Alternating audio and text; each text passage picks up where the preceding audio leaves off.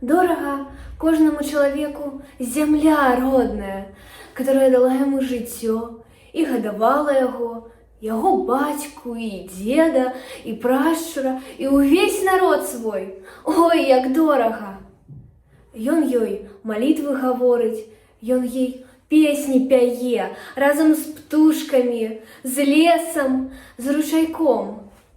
Як поўныя зярняты на тлустай ралі, у душы кожнага разрастаецца міласць да краю свайго. І так наjdrożейшы скарб, як гнездо шчасця, перадаецца ад пакалення ў пакаленне. Часам гэтак чалавек зямлі сваёй гаворыць: «Зямля, родная, трымай мяне крапчэй, дай мне жыццё! Заступіся за мяне! Буйным віхрам нясецца вораг і хоча вырваць мяне з самымі карэннямі! Зямля, што мне рабіць?» Плача ён, як дзіця да маткі сваёй, і зямля тады гэтак адказвае яму: «Болей братства паміж сабой і меней страху. Міласць твая да мяне будзе ратункам тваім.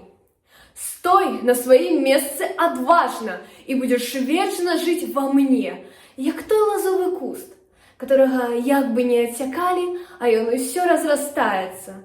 Тут устае цэлы край, як адзін чалавек ідзе на смерць, на мукі, за зямлю, за край свой родны, і сыціцца зямля крывёю чалавека, і сеецца касцьмі яго, дзе барознамі служаць курганы магільныя.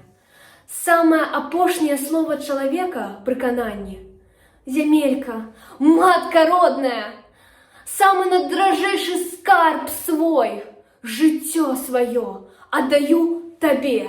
І чалавек адваёўвае зямлю сваю, жыццё сваё, край свой.